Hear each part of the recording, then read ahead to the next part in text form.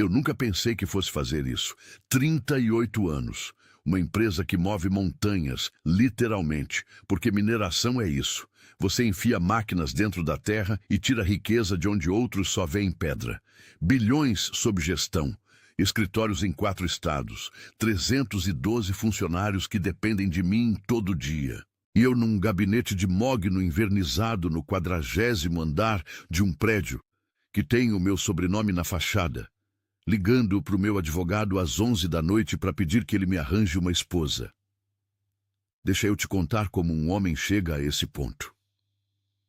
O meu avô se chamava Augusto Valente. Dom Augusto todo mundo chamava, não porque era título de nobreza, era título de respeito. O tipo de homem que entrou numa sala em 1962 com uma ideia e uma fome que nenhuma refeição satisfazia, e saiu décadas depois com um conglomerado que valia mais do que alguns países. Ele era duro, frio como minério bruto, não abraçava, não elogiava. A maior demonstração de afeto que eu recebi dele foi quando eu tinha 12 anos e acertei uma conta complexa de cabeça na frente de uns sócios e ele virou para o lado e disse: "Esse menino vai presidir o grupo", sem olhar para mim, sem sorrir, como se estivesse registrando um fato contábil. Eu tinha 7 anos quando meu pai morreu, acidente de carro numa estrada molhada. Minha mãe não aguentou o luto. Não vou entrar em detalhes, porque isso é uma dor que ainda fica em mim como estilhaço. O que importa é que sobrou o Dom Augusto, e ele me pegou e me transformou no herdeiro que ele precisava, não necessariamente no filho que eu precisava ser. Aprendi a negociar antes de aprender a pedir desculpa. Aprendi a ler balanço patrimonial antes de aprender a ler gente. E quando os outros meninos da minha escola estavam descobrindo o amor, eu estava descobrindo estratégia empresarial. Você pode imaginar como isso moldou um homem. Ou talvez não precise imaginar, basta olhar para mim. Dom Augusto morreu aos 92 anos, numa terça-feira de março, quieto, no quarto da casa que ele nunca vendeu no interior de Minas. Eu estava ao lado. Segurei a mão dele. A primeira vez que eu segurei a mão dele desde que era criança, e ele olhou para mim com aqueles olhos que viram 60 anos de negócio e disse: "Marcos, você construiu tudo, mas você não tem nada." Fechou os olhos. E foi. Eu fiquei naquela cadeira por 1 hora depois que ele partiu. Sem chorar, sem rezar, só processando a última coisa que ele me disse, porque eu sabia que era verdade. E odiei saber que era verdade. O testamento foi lido na semana seguinte. Eu estava preparado para receber o grupo como sempre foi combinado. Única herdeiro, presidente de direito, transição limpa. O que eu não estava preparado era para a cláusula que meu advogado, o Renato, leu com a voz de quem está desarmando uma bomba. A presidência do Grupo Valente permanecerá com Marcos Augusto Valente desde que ele esteja legalmente casado até a data de seu 39º aniversário. Caso a condição não seja cumprida, a gestão será transferida ao Conselho Administrativo e o patrimônio familiar será redistribuído entre as fundações listadas no anexo B. Eu ouvi, processei e disse: "Renato, isso tem solução jurídica." Renato me olhou com a expressão de quem já tentou. "Marcos, eu passei 3 dias com 6 advogados especialistas em direito sucessório. A cláusula é blindada. O teu avô contratou o melhor escritório do país para redigir isso. Não tem recurso. 40 dias até o meu aniversário de 39 anos. 40 dias para me casar ou perder 2 bilhões de reais e a empresa que meu avô construiu a vida inteira. A empresa que eu presidia desde os 28 anos. A empresa que era a única coisa que eu conhecia como lar. Casa ou perde. Eu não dormi naquela noite. Fiquei no escritório até às 4 da manhã olhando para o skyline da cidade pela janela do 40º andar. E pensei, o Dom Augusto era calculista até na morte. Ele sabia exatamente o que estava fazendo. Ele passou a vida inteira vendo eu construir patrimônio e não construir nada mais. E na última jogada que ele podia fazer, ele me obrigou a sentar e pensar num tipo de coisa que eu passei décadas ignorando. Liguei para o Renato às 6 da manhã. Arranja uma candidata, contrato de 2 anos, casamento civil, nada de cerimônia. Ela recebe 500 mil na assinatura, 20 mil por mês durante o contrato e mais 500 mil na saída. Divórcio limpo, sem disputa, sem escândalo. Eu preciso de alguém discreta, simples, que não queira aparecer, que não queira virar personagem pública, que entenda que é um acordo comercial e trate como tal. Renato. Marcos, você está me pedindo para comprar uma esposa. Eu tô te pedindo para me arranjar um acordo que me permita manter o que o meu avô construiu. Chama do que quiser. As candidatas começaram a aparecer em 3 dias. E foi aí que eu entendi que o problema não era encontrar uma mulher disposta. O problema era que as mulheres dispostas queriam coisas que não estavam no contrato. A primeira queria que eu a apresentasse em eventos como Minha Esposa, de forma que gerasse cobertura de imprensa. A segunda negociou por 2 dias e, no fim, pediu participação societária. A terceira, e aqui eu precisei sair da sala antes de dizer algo que não deveria, me perguntou se eu tinha problema em ela namorar outras pessoas durante o contrato, porque ela não queria sacrificar a vida amorosa. Eu devolvi as 3 para o Renato com um recado simples. Eu não quero ambição. Eu não quero exposição. Eu quero alguém que pegue o dinheiro, cumpra o acordo e saia em 2 anos como entrou, quieta. Alguém que tenha uma razão concreta para precisar desse dinheiro. Não ganância. Uma razão real. E então apareceu o caso de Isadora. Renato me mandou um resumo de uma página. Eu li 2 vezes. Isadora Mendes. 27 anos, auxiliar de biblioteca pública, mora com a mãe, Dona Glória, 58 anos, problema cardíaco grave, cirurgia urgente que custa 380 mil reais, convênio não cobre, fila pública estimada em 2 anos. A filha soube da proposta por uma amiga que trabalha no escritório do Renato. Recusou de imediato. A amiga insistiu. A filha foi conversar com a mãe.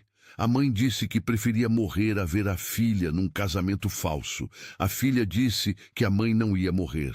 Eu li esse resumo e fiquei parado. Porque era diferente. Não era ganância, não era oportunismo, não era alguém mirando na minha conta bancária como troféu. Era uma filha tentando salvar a mãe. Era o tipo de motivação que eu entendia. Não pelo amor que eu nunca priorizei, mas pela lealdade. Pela lógica de fazer o que precisa ser feito por quem você não consegue deixar para trás. Liguei para o Renato. Marca a reunião. A reunião aconteceu num escritório neutro, não o meu para não intimidar. Isadora chegou 5 minutos antes do horário. Isso eu soube depois pelo Renato, 5 minutos antes. Numa reunião que provavelmente era a coisa mais fora da realidade que ela já tinha feito na vida, entrar num escritório de advocacia corporativa para discutir os termos de um casamento por contrato com um bilionário que ela nunca tinha visto na vida. Eu entrei. Ela estava sentada do outro lado da mesa. Cabelos castanho claros, ondulados, puxados para trás de forma simples. Olhos grandes, o tipo de olho que não esconde o que está sentindo. Vestiu uma blusa de algodão azul marinho e uma calça social que claramente não era do dia a dia dela. Ela tinha se arrumado para a reunião. Não glamourizado, arrumado. A diferença entre as duas coisas me chamou a atenção de um jeito que eu não soube nomear naquele momento. Ela não me estendeu a mão primeiro. Esperou eu estender. Isso eu notei. Sentei. Abri a pasta com o contrato e disse, direto, como eu faço em qualquer negociação. Você leu os termos. Tem alguma dúvida antes de prosseguirmos? Isadora olhou para mim e disse, tenho uma condição que não está no contrato. Eu fechei a pasta levemente. Qual? Ela. Eu quero que o valor da cirurgia da minha mãe seja pago antes da assinatura. Não depois. Não junto. Antes. Porque se por algum motivo o acordo cair antes de eu assinar, Eu preciso que a cirurgia já esteja garantida. Pausa. Essa é a única condição que tenho. Eu olhei para ela por um segundo a mais do que o necessário. E pensei, essa mulher entrou aqui para proteger a mãe, não para proteger ela mesma. Ela não pediu adiantamento do próprio pagamento. Pediu que a razão pela qual ela estava aqui fosse garantida primeiro. Disse, aceito, sem negociar. Porque não tinha o que negociar. Ela estava certa. Assinamos na semana seguinte. O casamento foi marcado em 20 dias. E enquanto eu voltava para o escritório no mesmo dia da reunião, dentro do carro com o motorista, atravessando o trânsito da tarde, eu fiquei olhando pela janela, pensando numa coisa estranha para um homem que acabara de comprar uma esposa por conveniência. Ela esperou eu estender a mão primeiro, e por algum motivo que eu ainda não conseguia entender, isso ficou comigo o resto do dia. Deixa o like se você chegou até aqui. E me conta. Você acredita que às vezes a vida te empurra para exatamente o lugar que você precisava estar, mesmo que pareça um erro no começo? O cartório tinha cheiro de papel velho e ar-condicionado fraco. Eu já assinei contratos em escritórios com vista para o oceano, em salas com mesa de mármore italiano, em ambientes projetados especificamente para fazer quem está do outro lado sentir o peso do que está sendo acordado. Sei o que é um ambiente construído para impressionar. O cartório do 11º Distrito não era nada disso. Era uma sala retangular com cadeiras plásticas encostadas na parede, um balcão de fórmica desgastada e uma funcionária de óculos de grau que processava o nosso casamento com a mesma energia emocional de quem emite segunda via de documento. Eu estava de terno preto, sem gravata. Uma concessão que fiz porque Renato me disse que gravata em cartório de registro civil parecia afetação. Ele tinha razão. Mas eu me senti estranho assim mesmo, como se a ausência da gravata fosse uma fissura na armadura. Isadora chegou com a Juliana, a amiga que tinha intermediado o contato com o escritório. Vestia um vestido branco simples, de tecido leve, que eu soube depois ser emprestado. Cabelo solto, sem joias, um batom rosa claro que provavelmente era o único que ela tinha. E mesmo assim, eu preciso ser honesto contigo aqui, porque é para isso que eu tô contando essa história. Ela era bonita de um jeito que não pedia licença. Não era o tipo de beleza que entra numa sala e anuncia a própria chegada. Era o tipo que você percebe 2 minutos depois que ela chegou, quando você para de olhar para o que está na frente e começa a olhar para o que está ao lado. Do outro lado da sala, numa cadeira de rodas que o hospital havia emprestado, estava Dona Glória. 58 anos, cabelos grisalhos presos num coque, o rosto de quem trabalhou a vida inteira com as próprias mãos e não tem vergonha disso. Ela me olhou quando eu entrei, e foi o tipo de olhar que só mãe sabe dar. Aquele que te avalia da cabeça aos pés e chega a uma conclusão antes que você abra a boca. O olhar dela disse alguma coisa que os lábios dela não disseram naquele momento. Eu soube que ela tinha uma opinião formada sobre mim. E soube que a opinião não era completamente favorável, mas ela estava lá, doente, na cadeira de rodas, com o coração literalmente comprometido, e estava lá, porque a filha ia casar e a mãe não ia faltar, mesmo que o casamento fosse papel. Mesmo que ela discordasse, mesmo que custasse esforço que ela não tinha sobrando. Isadora foi até ela antes de qualquer coisa. Agachou do lado da cadeira. As duas conversaram baixinho. Eu não ouvi o que disseram. Fiquei do lado oposto da sala fazendo o que faço quando não sei o que fazer. Olhei para o celular, mas eu vi. Vi Dona Glória pegar o rosto da filha com as 2 mãos. Vi Isadora fechar os olhos por um segundo. Vi a mãe dizer alguma coisa que fez os ombros da filha afundarem levemente. Não de tristeza, mas daquele jeito que a gente afrouxa quando alguém que a gente ama diz exatamente o que precisava ouvir. A cerimônia durou 11 minutos. A funcionária de óculos leu os termos no mesmo tom que usaria para ler a previsão do tempo. Assinamos. As testemunhas assinaram. Renato pelo meu lado, Juliana pelo lado dela. A funcionária carimbou. Disse: podem se cumprimentar em vez de podem se beijar. Talvez por protocolo, talvez por bom senso, talvez porque havia algo na nossa postura que deixava claro que beijo não estava nos planos. Eu estendi a mão para Isadora. Ela olhou para a mão, depois olhou para mim e apertou, firme, breve. O aperto de quem acabou de fechar um acordo e sabe exatamente o que acabou de fazer. Dona Glória foi até Isadora em seguida. Abraçou a filha com a força que só existe quando o corpo já não tem muita força sobrando, mas o coração não aceita economizar. Eu ouvi dessa vez.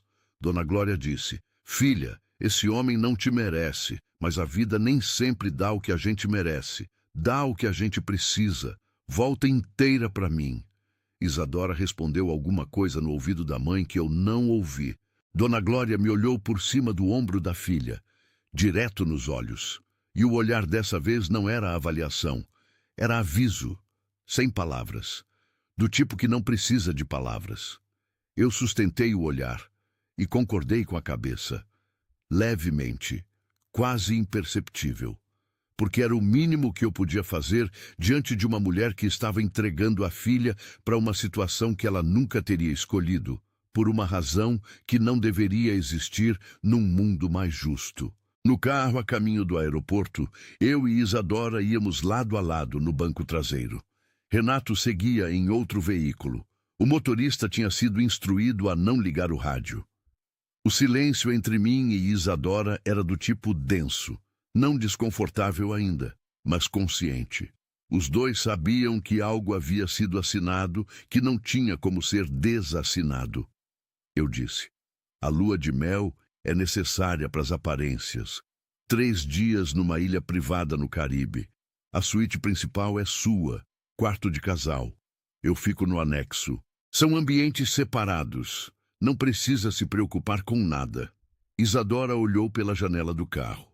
Disse: eu nunca saí do país. Não foi reclamação. Não foi espanto exagerado. Foi apenas uma informação dita em voz alta, quase para ela mesma, como quem está tentando organizar a própria realidade enquanto ela muda mais rápido do que é possível acompanhar. Eu disse: agora você vai. É parte do contrato.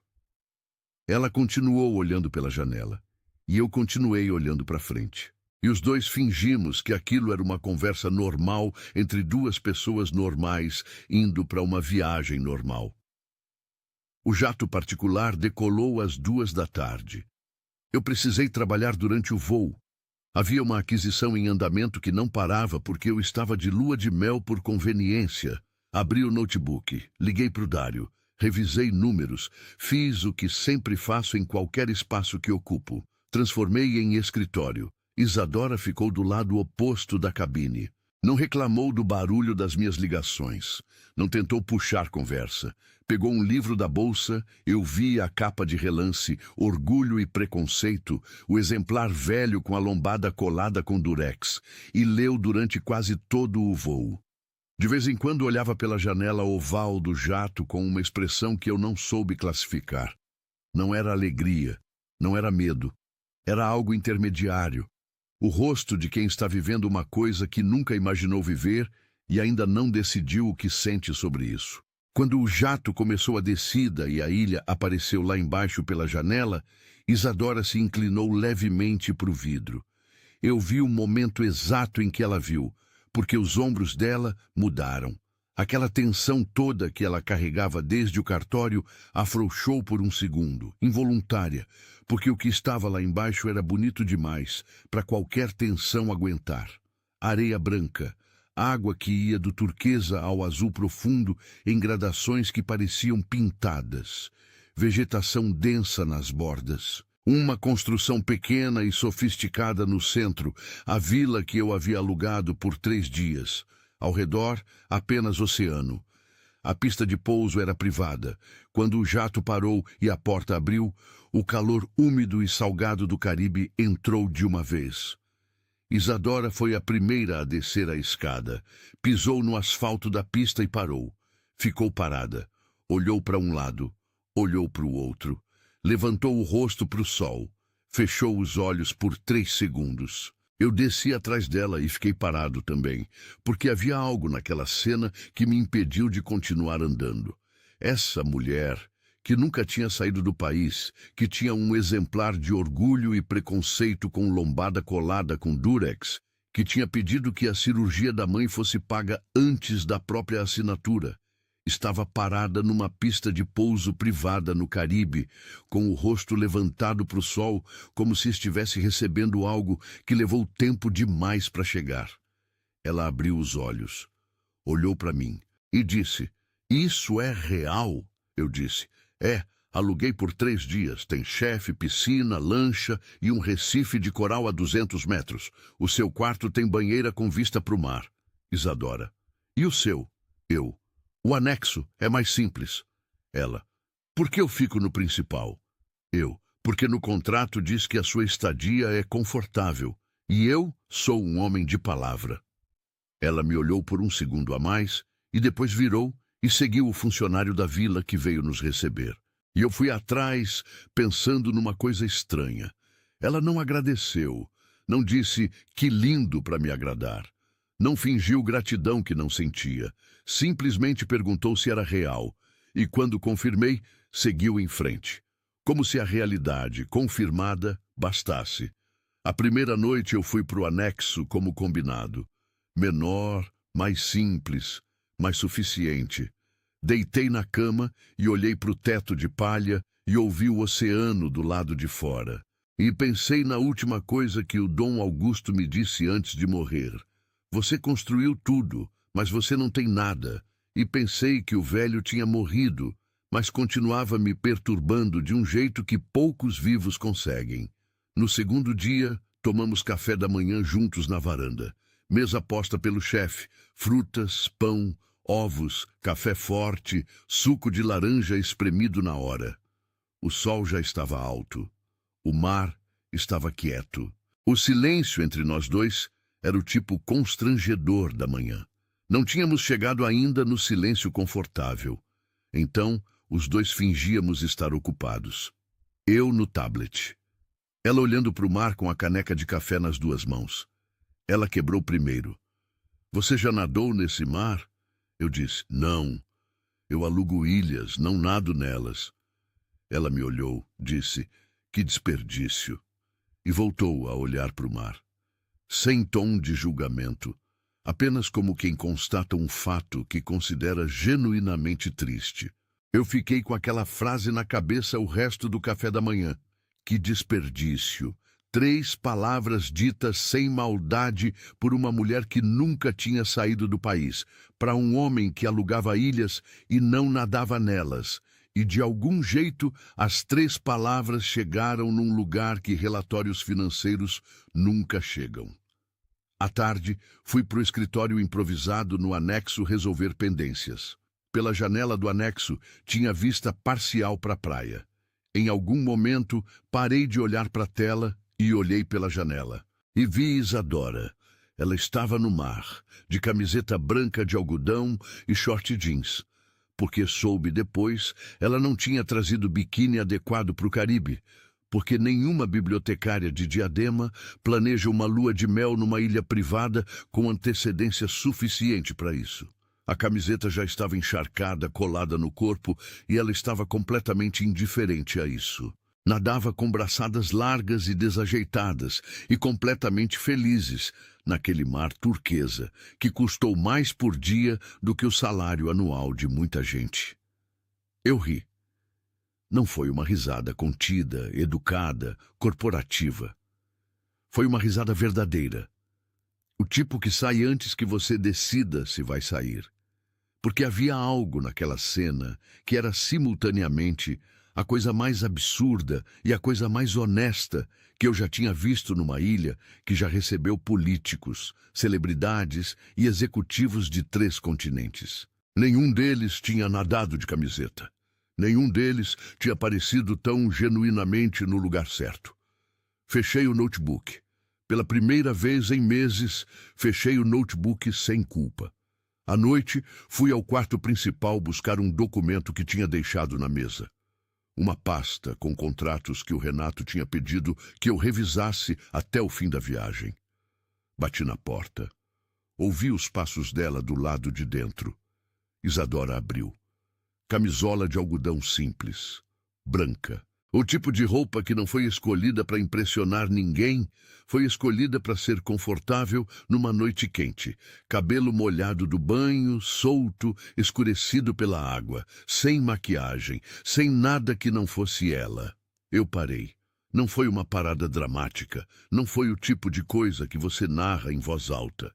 Foi aquela fração de segundo em que os olhos registram algo e o cérebro ainda está atrasado para processar. Eu tinha visto Isadora no cartório com o vestido emprestado. Tinha visto ela no jato com o livro de lombada quebrada.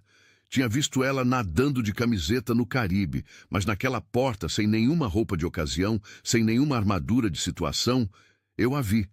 Disse, eu vim pegar um documento, na mesa. Ela abriu a porta mais. Ah, entra. Entrei. Peguei a pasta. Fiquei parado do lado da mesa por um segundo que durou mais do que deveria. Havia pétalas de rosa no chão que o hotel tinha colocado sem ninguém pedir. Champanhe intocada numa mesa lateral. Velas que Isadora tinha apagado. A suíte cheirava a protetor solar e sabonete de coco. Não a perfume caro, porque ela não tinha trazido perfume caro. O que foi? Ela perguntou. Nada, eu disse. Boa noite. Saí. No corredor encostei as costas na parede. Fiquei parado no escuro do corredor com a pasta de contratos na mão e o oceano suando lá fora. E fiquei tentando identificar o que estava acontecendo dentro de mim com a mesma precisão que uso para identificar risco em qualquer negociação. Não consegui nomear. E isso, para um homem que nomeia tudo, foi a coisa mais perturbadora que aconteceu naquela ilha. Existe um tipo de noite que não pede licença para mudar você. Não é a noite do grande acontecimento. Não é a noite da revelação bombástica ou do gesto cinematográfico. É a noite quieta. A noite em que o cenário é bonito demais e a guarda está baixa demais e a pessoa do outro lado da mesa diz alguma coisa simples que chega num lugar que você nem sabia que ainda estava vazio. Essa foi a terceira noite na ilha. E eu preciso te contar com cuidado, porque se eu passar rápido por ela, eu não faço jus ao que ela foi. O chefe preparou um jantar de frutos do mar na varanda. Lagosta, camarão, peixe branco grelhado com ervas que eu não soube nomear, mas que cheiravam a mar e limão. A mesa estava posta com aquela precisão exagerada de quem foi contratado para criar atmosfera. Velas no centro, taças altas, guardanapos dobrados em forma de flor, flores brancas num vaso baixo.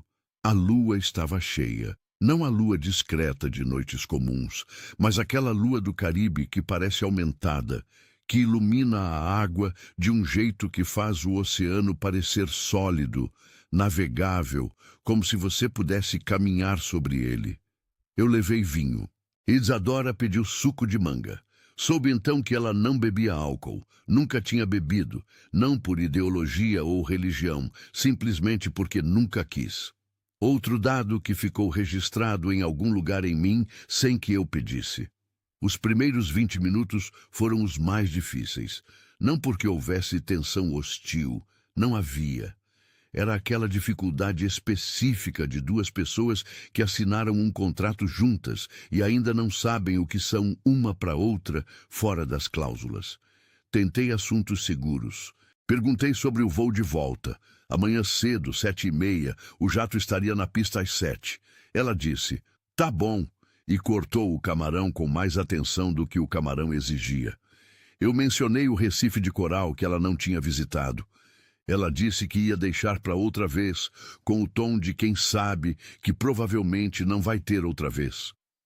O silêncio voltava entre cada troca. Não o silêncio confortável de quem não precisa falar, mas o silêncio desconfortável de quem ainda não encontrou o tom certo. Então o vinho ajudou, e a noite ajudou, e a lua ajudou.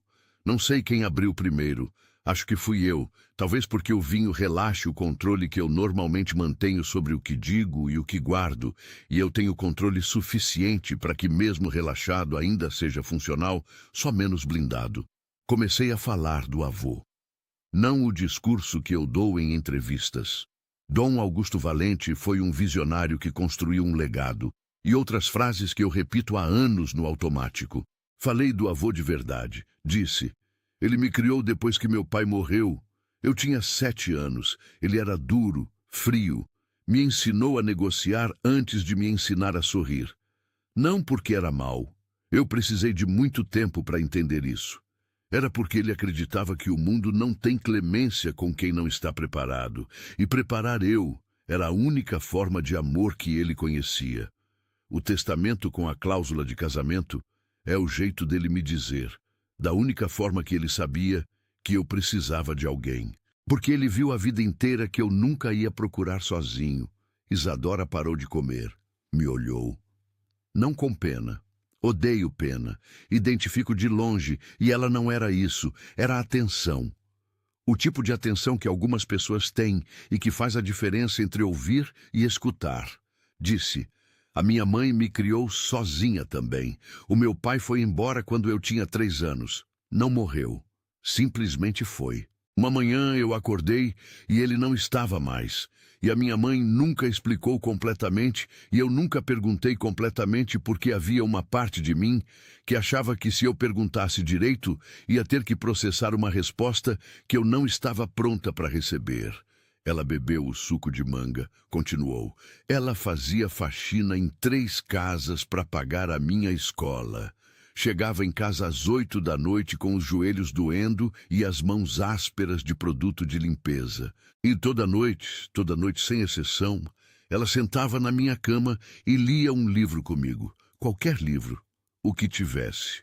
A gente passou por enciclopédia, por revista velha, por manual de eletrodoméstico. Ela leu tudo com a mesma seriedade de quem está passando algo sagrado. Por isso eu trabalho na biblioteca, porque livros foram a coisa mais constante que eu tive. E constância, para quem cresceu sem ela, é o bem mais precioso que existe. Eu fiquei em silêncio por um momento. Depois disse: você é a pessoa mais inesperada que eu já conheci. Ela: inesperada como? Eu: como alguém que nada de camiseta numa ilha de R$200 mil por dia e faz o mar parecer mais bonito do que era antes. A frase saiu antes que eu decidisse dizê-la. Esse é o problema do vinho com a lua cheia no Caribe. A fronteira entre o que você pensa e o que você fala fica porosa. E a frase ficou no ar entre nós dois com um peso que nenhum de nós tinha planejado. Isadora não respondeu. Olhou para o mar, sorriu de lado. Não o sorriso social de quem está sendo educada, mas aquele sorriso pequeno e involuntário de quem recebeu algo que não esperava e não sabe bem o que fazer com isso ainda. Ficamos em silêncio. Mas era um silêncio diferente agora. Não o silêncio constrangido do início do jantar. Era o silêncio de quem parou de tentar preencher o ar com palavras, porque o ar já estava suficientemente preenchido com outra coisa. Depois do jantar descemos para a praia. Não foi uma decisão deliberada. Foi uma daquelas coisas que acontece naturalmente quando 2 pessoas terminam de comer e a noite está boa demais para voltar para dentro. O chefe tinha recolhido os pratos. As velas ainda estavam acesas na mesa da varanda lá em cima. A areia estava morna dos pés descalços, porque o Caribe guarda o calor do sol na areia mesmo depois que o sol some. Caminhamos sem destino e sem falar. As ondas chegavam mansamente, cobriam os pés até o tornozelo, recuavam. O sal do mar, misturado com o cheiro das flores que cresciam na borda da vegetação, um aroma que eu nunca tinha prestado atenção antes, porque nunca tinha parado tempo suficiente em nenhuma ilha para sentir. Em algum momento paramos. Ficamos lado a lado olhando para o horizonte, onde a lua desenhava uma faixa branca sobre a água. Isadora levantou levemente o rosto para o vento, o mesmo gesto que ela tinha feito na pista de pouso quando pousamos, o rosto recebendo o que o ar tem de oferecer. Me virei para ela. Ela ainda estava com os olhos semicerrados para o vento, e foi aí que aconteceu a coisa que eu não sei descrever sem parecer que estou exagerando. Mas eu nunca exagero. Então, vou tentar ser preciso. Eu me movi na direção dela sem ter tomado a decisão de fazer isso. Não foi cálculo, não foi estratégia, foi o corpo agindo antes do racional autorizar, que é exatamente o tipo de coisa que nunca acontece comigo e que por isso me pegou completamente desprevenido. Isadora sentiu o movimento, abriu os olhos, me olhou. Não recuou. Levantei a mão devagar, porque havia algo naquele momento que pedia lentidão, que era frágil demais para qualquer movimento brusco. O vento tinha jogado uma mecha de cabelo no rosto dela. Meus dedos tocaram o cabelo para tirá-lo. E tocaram a bochecha dela sem querer. Apenas a ponta dos dedos, por menos de 1 segundo, mas a pele dela estava quente do sol do dia, ainda guardado nela. E Isadora fechou os olhos brevemente quando isso aconteceu. Eu me inclinei.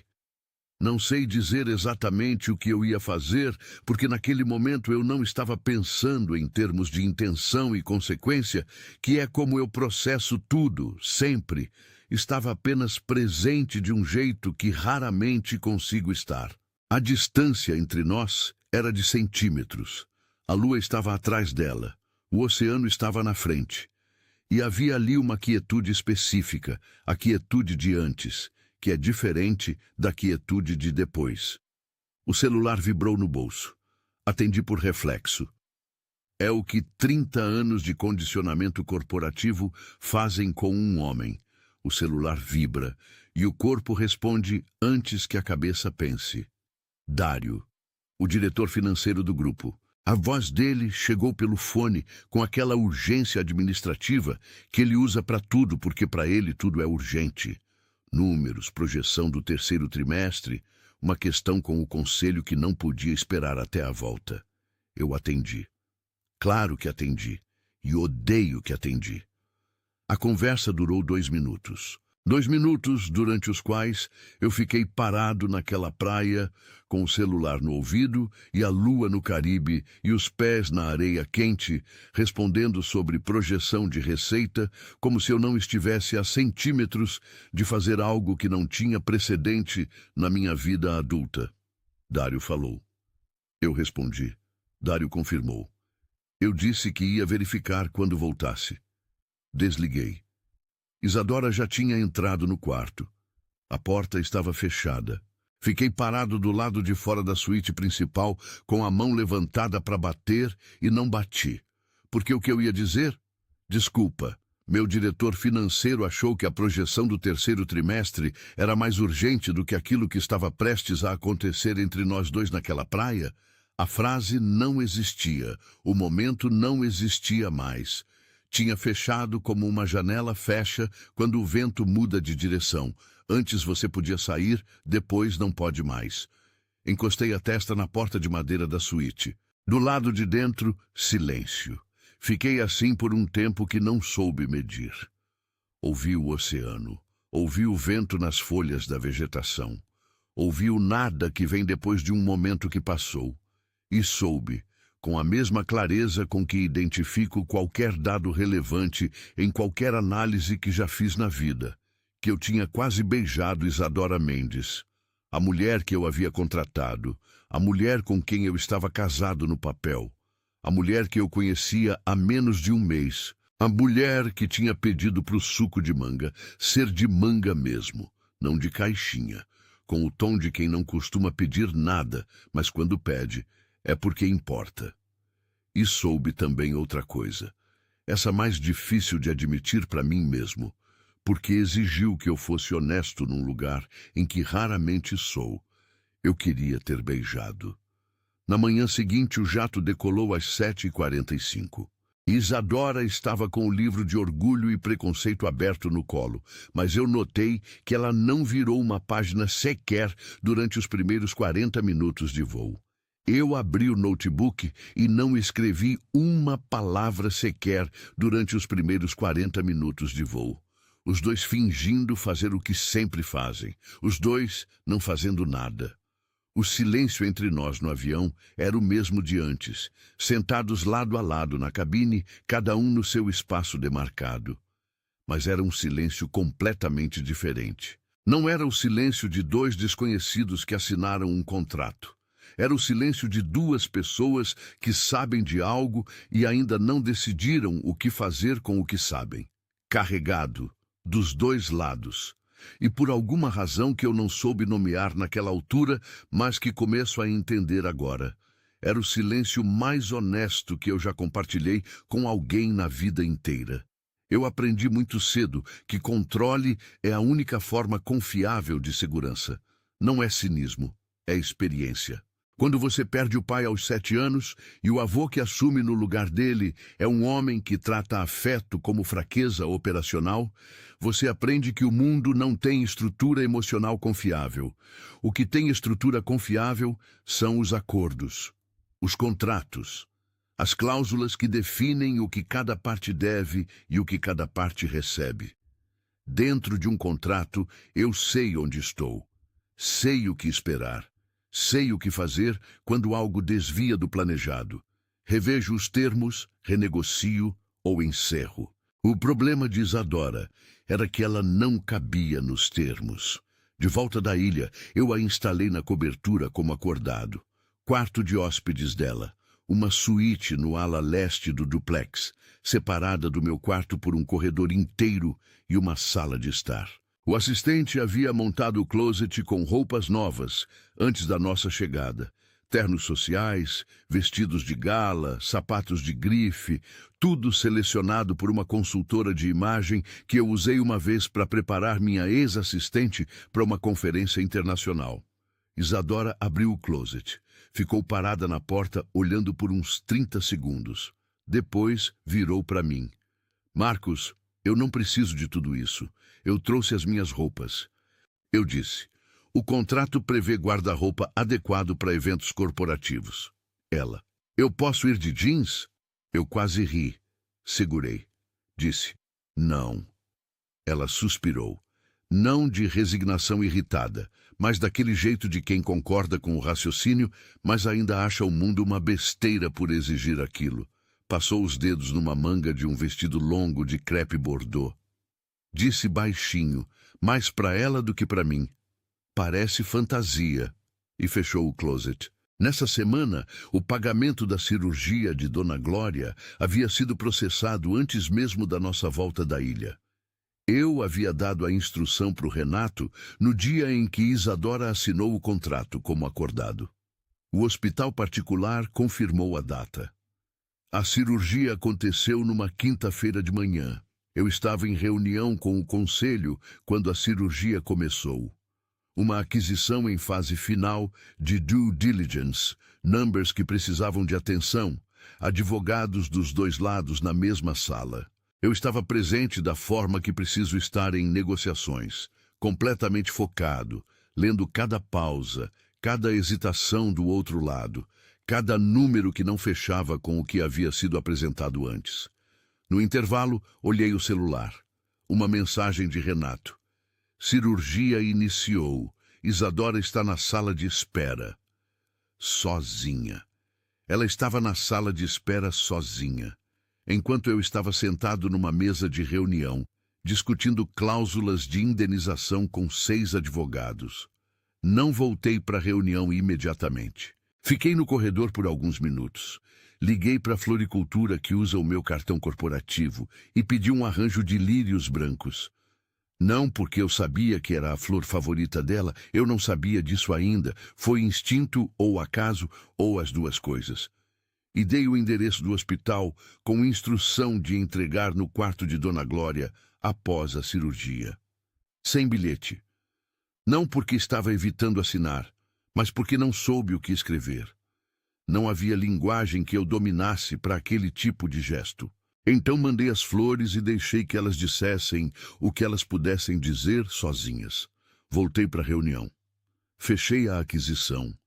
Soube que a cirurgia tinha dado certo às 5 da tarde, quando Isadora mandou uma mensagem curta.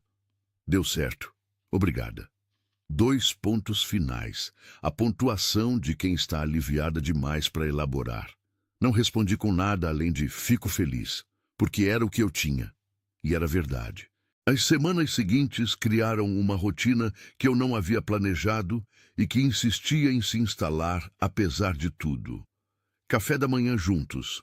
Eu com o tablet de notícias, ela com algum romance que trocava a cada 3 dias, porque Isadora lê rápido e sem culpa, como quem faz algo que considera essencial e não vai pedir desculpa pela velocidade. Jantar quando eu não tinha evento. E aí eu descobri que Isadora cozinhava.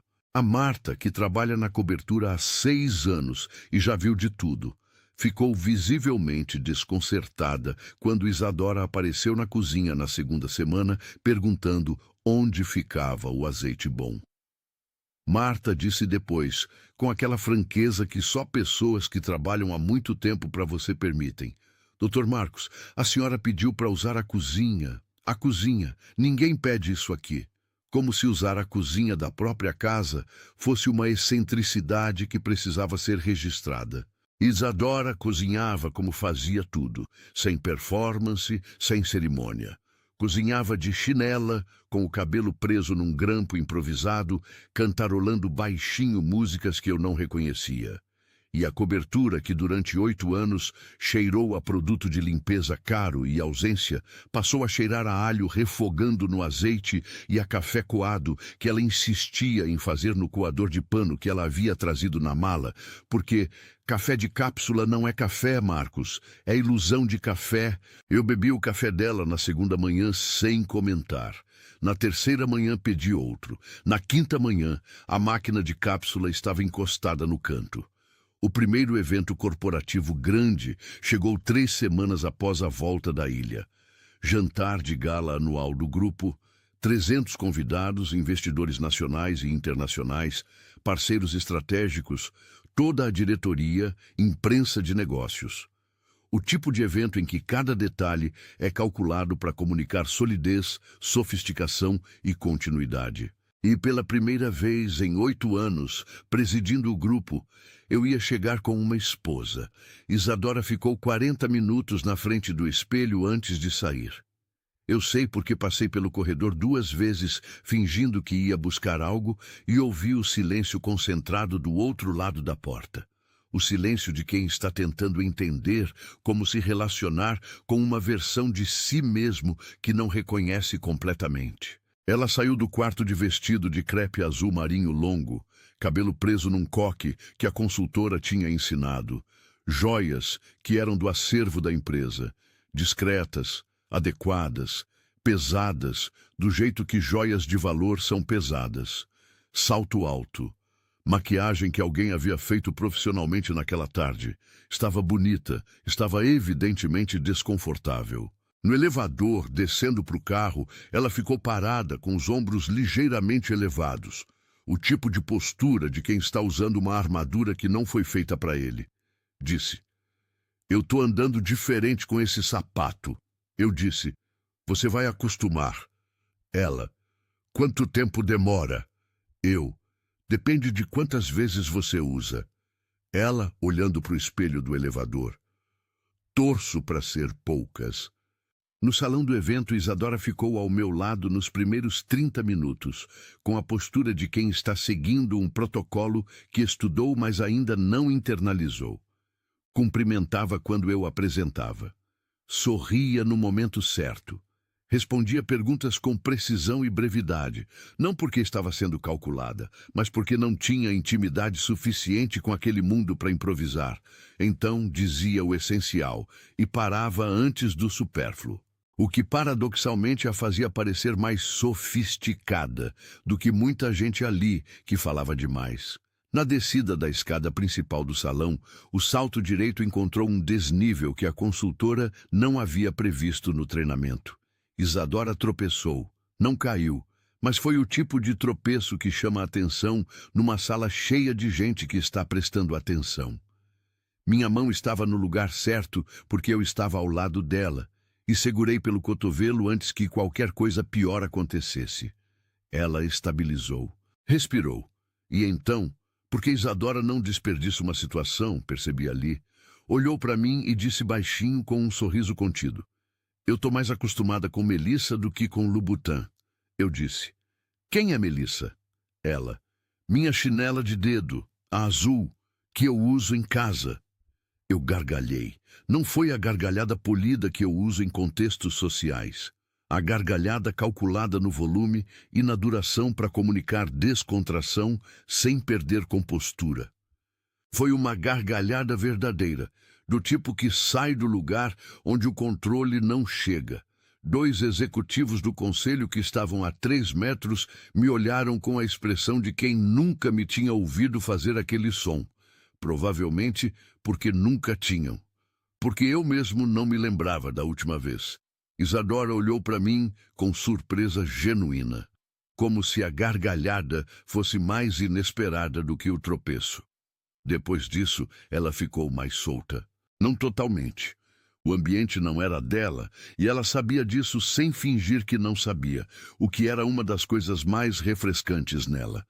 Mas havia algo que havia relaxado levemente, como quando você vê que a pessoa ao seu lado também está improvisando, e de repente improvisar parece menos assustador. Foi durante o coquetel depois do jantar que Dário me puxou para o lado. Dário tem 50 anos, cabelo grisalho cortado curto, a postura de quem passou décadas sendo o homem mais inteligente na sala e raramente foi contestado nisso. É competente. Eu não manteria alguém incompetente na diretoria financeira do grupo. Mas Dário opera dentro de um modelo de mundo muito específico, onde cada coisa e cada pessoa tem um valor de mercado, e esse valor determina o lugar que ocupa. É um modelo que eu mesmo usei por muito tempo. Por isso, sei identificá-lo de longe. Ele disse: "Marcos, preciso de 2 minutos." Me levou até um corredor lateral, fora do alcance imediato do burburinho do salão. Disse: "Essa menina é simples demais para o nosso mundo. Os investidores japoneses perguntaram de onde ela veio. O Henrique da diretoria foi até mim perguntando o histórico dela. Tem gente desconfiando que o casamento é de conveniência." Ele pausou. Esperou minha reação como quem lança uma isca e observa. Eu olhei para Dário com o olhar que uso em negociações, quando a outra parte acabou de mostrar a carta errada, achando que era a carta certa. Disse: "Dário, ela é minha esposa. Se alguém está especulando sobre a natureza do meu casamento, o problema é a fonte de entretenimento dessa pessoa, não o meu casamento. E se os eventos do grupo não estão sendo organizados de forma a garantir que minha esposa se sinta confortável, o problema é de quem organiza os eventos, que é você. Então, se eu fosse você, eu me preocuparia menos com a origem da Isadora e mais com o fato de que a descida da escada principal tem um desnível que não foi sinalizado e que quase derrubou a minha esposa na frente de 300 pessoas." Dário abriu a boca. Fechou. Recuou meio passo. Continuei: "Se alguém tiver mais alguma pergunta sobre quem ela é, me manda diretamente. Eu respondo pessoalmente." Voltei para o salão. Encontrei Isadora do outro lado, conversando com a esposa de um investidor português, uma mulher de 60 anos que havia perguntado sobre o livro que Isadora mencionou em algum momento, e as duas estavam numa conversa animada sobre literatura que claramente não precisava de mim para continuar. Isadora não tinha visto a conversa com Dário, mas quando me aproximei, ela me olhou e disse: "O que o Dário disse? Direto, sem preâmbulo, porque Isadora não desperdiça palavras chegando ao ponto."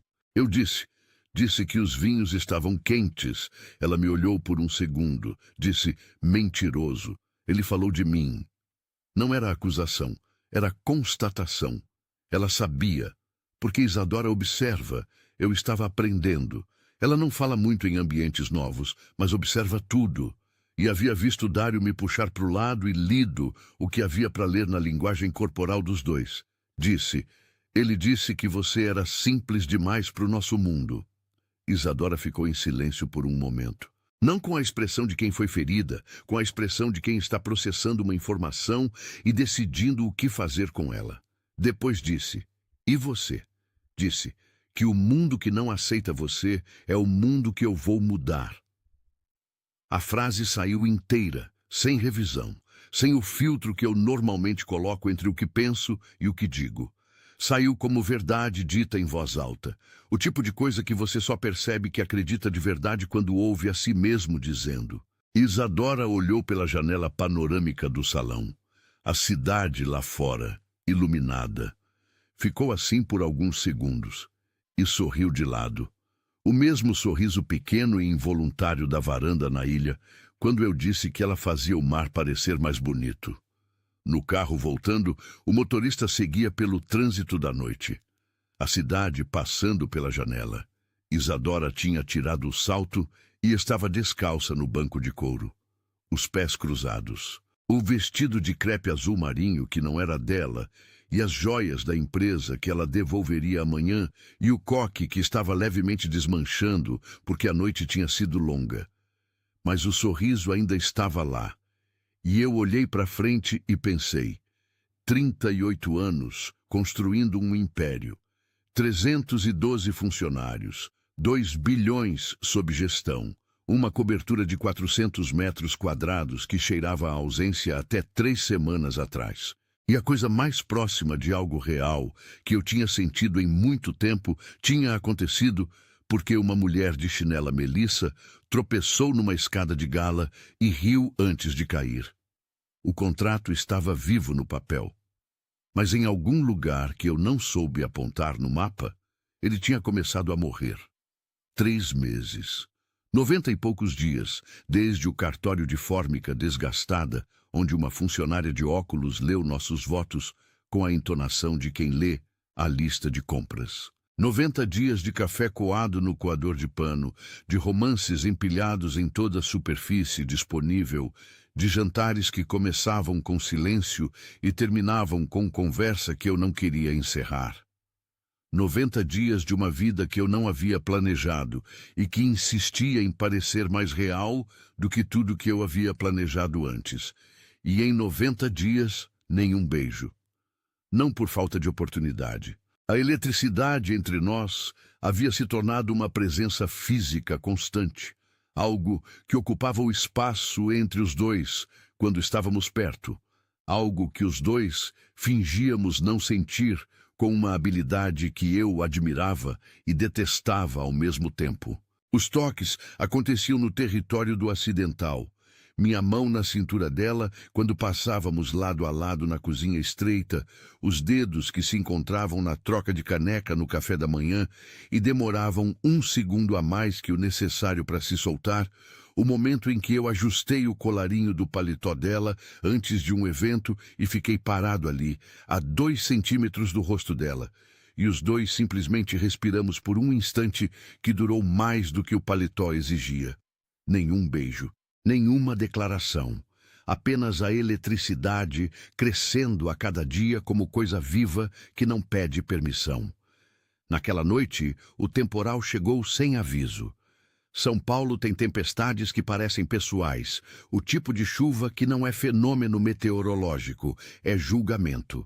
A chuva bateu na vidraça da cobertura às 10 da noite com a força de quem estava esperando a oportunidade. O vento virou o guarda-chuva do terraço. O céu fechou completamente em 15 minutos. Então, com aquele timing dramático que só a natureza consegue, por ser completamente indiferente ao timing, a luz caiu. Não apagou gradualmente. Caiu de uma vez, como alguém que corta um fio. A cobertura inteira no escuro absoluto. O tipo de escuro urbano que desorientar porque você está acostumado a nunca ter escuro verdadeiro numa cidade iluminada. O gerador deveria ter acionado automaticamente, não acionou. Soube depois que havia uma falha no painel que o técnico ainda não havia corrigido. Uma daquelas manutenções adiadas, porque quando tudo funciona, ninguém pensa em manutenção. Peguei o celular. Liguei a lanterna. Fiquei parado na sala por um momento, orientando os olhos ao escuro parcial que a lanterna criava. Aquela claridade estreita que ilumina o suficiente para você ver o que está na frente, mas escurece tudo em volta. Então, ouvi. Não foi um choro, não foi um grito. Foi um silêncio diferente vindo do corredor. O tipo de silêncio tenso de alguém que está se controlando ativamente. Quem nunca ouviu, não reconhece. Eu reconheci porque cresci numa casa onde controle era a linguagem principal. Fui até o quarto dela. Bati de leve na porta. Isadora, tá tudo bem? Silêncio por 2 segundos. Depois, tô bem. Não estava. Posso entrar? Uma pausa mais longa. Depois, pode. Abri a porta. A lanterna do celular iluminou o quarto em cone estreito. Isadora estava sentada na cama com os joelhos dobrados no peito e os braços enrolados ao redor das pernas. A posição universal de quem está tentando ocupar o menor espaço possível. Como se tornar-se menor pudesse tornar o mundo menos grande. Ela estava tremendo levemente, não de frio. Disse, eu tenho medo de escuro, desde criança. Pausa. Desculpa. Não pede desculpa. Entrei. Sentei na borda da cama, do lado dela. Coloquei o celular na mesinha. Lanterna voltada para o teto, que espalhou uma claridade difusa pelo quarto, suficiente para tirar o escuro absoluto sem chegar à luz. O tipo de iluminação que existe entre o perigo e a segurança. Isadora afrouxou levemente os braços em volta dos joelhos. Respirou. Perguntei. Desde quando? Ela ficou em silêncio por um momento. Depois disse. Desde a noite que o meu pai foi embora. Eu tinha 3 anos. A última memória que tenho dele é a porta se fechando no escuro. Eu estava no corredor, descalça, e vi a porta fechar. E depois o corredor ficou completamente escuro. E eu fiquei parada lá, sem entender o que tinha acontecido. Pausa. Eu sei que 3 anos é novo demais para guardar memória com fidelidade. Mas essa eu guardei. Talvez porque foi a primeira vez que o escuro significou perda. Fiquei em silêncio. Não disse, que triste, nem eu entendo, nem nenhuma das frases que as pessoas dizem quando não sabem o que dizer, mas precisam dizer algo. Apenas fiquei ali. E então, porque o escuro faz isso, porque o escuro remove as camadas externas que a luz do dia ajuda a manter, comecei a falar também. Contei sobre o avô. Não a versão que eu havia contado na varanda da ilha. Essa já havia saído. Contei uma versão mais funda. Contei que Dom Augusto tinha uma biblioteca no escritório da Casa de Minas, com 300 livros que ele nunca leu, comprados por metro linear por um decorador, e que eu passava as tardes naquela biblioteca quando criança, não lendo os livros, mas sentado no chão entre as estantes, porque era o único lugar da casa onde o silêncio parecia escolha e não ausência. Contei que nunca aprendi a pedir ajuda, porque na gramática do meu avô pedir ajuda e demonstrar fraqueza eram sinônimos, e que eu tinha 38 anos e ainda não tinha desaprendido completamente isso. Contei que a noite que meu pai morreu eu não chorei. Não porque não sentia, mas porque alguém havia me dito para ser forte e eu havia obedecido tão completamente que o choro não encontrou saída. E que às vezes eu me pergunto aonde ele foi. Aquele choro que não saiu. Isadora me ouvia. No escuro parcial, ela tinha afrouxado completamente os braços dos joelhos, as pernas estendidas agora. Os ombros baixos, o corpo de quem está presente de verdade. Falamos por 2 horas, sobre medos, sobre infância, sobre as formas que a gente aprende a ser a partir de quem nos criou, as formas boas e as formas que levam anos para perceber que precisam ser reaprendidas. Sobre livros que salvam, os dela na biblioteca pública de uma cidade que nunca teve dinheiro suficiente para ter biblioteca boa, os meus, no escritório do avô entre estantes de decoração que guardavam mais silêncio do que literatura. Em algum momento, Não soube precisar quando, porque o tempo dentro de conversas assim funciona diferente. A voz dela foi ficando mais lenta. As pausas entre as frases foram alongando. A respiração foi mudando de ritmo. Perto das 3 da manhã, a cabeça dela caiu no meu ombro. Congelei. Não me movi. Não me inclinei. Não afastei. Fiquei absolutamente imóvel, como quem está segurando algo que pode quebrar se qualquer variável mudar. Pressão, temperatura, ângulo. O peso da cabeça dela no meu ombro era concreto e leve ao mesmo tempo, a contradição física de algo que pesa pela importância e não pela massa. Isadora dormiu. Eu fiquei ali. Senti o momento em que a respiração dela aprofundou completamente, quando o corpo abandona o último resíduo de consciência e entrega ao sono sem reserva. Senti o cabelo dela contra o pescoço. Senti o cheiro de sabonete de coco que ela usava. O mesmo da ilha, porque ela havia gostado e comprado uma barra para trazer. Ouvi a chuva do lado de fora, diminuindo gradualmente, de temporal para garoa, de garoa para orvalho, até o silêncio completo que vem antes do amanhecer. Fiquei imóvel até às 5 da manhã. Quando a luz voltou, o gerador finalmente acionando com um clique que ecoou pela cobertura, Isadora acordou. Levou 2 segundos para localizar onde estava e o que estava apoiando. Então percebeu. O rosto dela ficou vermelho num segundo. Há rubor que sobe rápido quando o corpo reage antes da mente construir defesa. Ela começou. Desculpa, eu disse. Foi a melhor noite que eu tive nesse apartamento. Ela parou. E eu moro aqui há 8 anos. Completei. Isadora me olhou.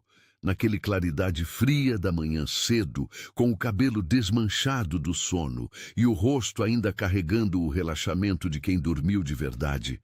Ela me olhou de um jeito que eu não soube classificar imediatamente, mas que registrei inteiro, porque há coisas que o corpo arquiva antes que a cabeça organize. Era o olhar de quem acabou de entender alguma coisa. Os dois sabíamos, sem dizer, sem nomear, que o contrato, o documento que o Renato havia redigido em linguagem jurídica impecável, com cláusulas e subcláusulas e prazos e valores, havia se tornado, naquelas 2 horas de escuro e conversa e silêncio compartilhado, uma peça de papel com valor estritamente administrativo. Existia outra coisa entre nós, uma coisa que nenhum advogado havia redigido e nenhum cartório havia registrado, mas que estava ali, tão concreta quanto a aliança no dedo dela, tão real quanto o peso da cabeça dela no meu ombro por 2 horas, enquanto o temporal virava silêncio lá fora. 1 semana depois, na cozinha da cobertura, Isadora cozinhou risoto.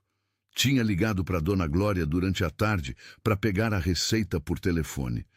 Eu ouvi o pedaço da conversa em que ela anotava os passos num papel e repetia as medidas em voz alta com a concentração de alguém estudando para a prova importante. O arroz arbóreo, o caldo quente, o vinho branco que vai na panela e não no copo. Esse detalhe ela repetiu 2 vezes porque achou engraçado que o vinho fosse para o risoto e não para ela.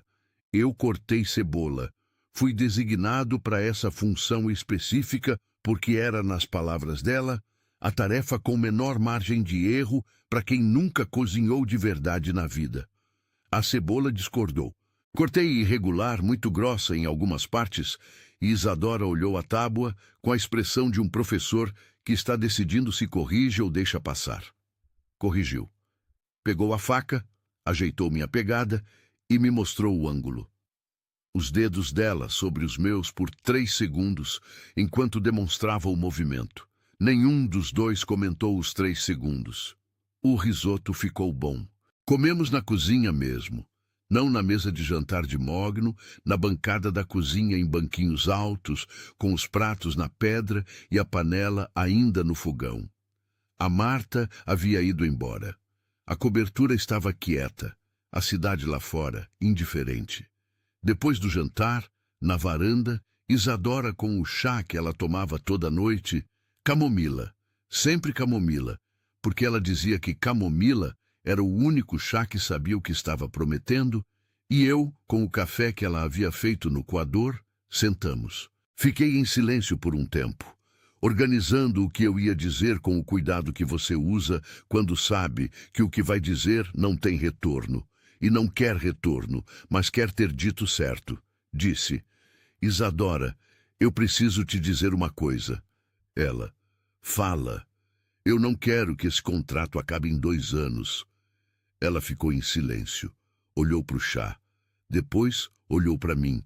Disse: Marcos, eu sou uma bibliotecária. Você é bilionário. Eu vim aqui por causa de uma cirurgia. E eu vim aqui por causa de um testamento, disse. Nenhum de nós planejou isso, mas o que eu sinto não tem cláusula. Isadora ficou quieta por um tempo que eu não pressionei. Deixei o silêncio ficar. Aprendi com ela que silêncio às vezes é processamento, não recusa. Então ela disse: Marcos, eu preciso te contar uma coisa antes de qualquer decisão. Uma coisa que eu nunca contei para ninguém. Olhei para ela. Esperei. Ela respirou fundo.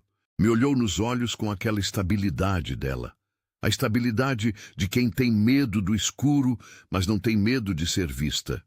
E disse: Eu sou virgem. Eu nunca estive com ninguém, na minha vida inteira. O silêncio que veio depois foi diferente de todos os outros silêncios que eu já compartilhei com ela.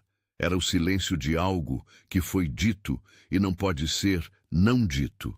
O tipo de frase que reorganiza o espaço em volta dela só por existir em voz alta. Ela continuou. A voz firme, mas com uma qualidade que eu nunca tinha ouvido nela antes, não fragilidade, mas exposição deliberada, que é uma forma de coragem que eu respeito mais do que a maioria das coisas que chamamos de coragem. Eu tinha 15 anos quando todas à minha volta já tinham tido a primeira vez.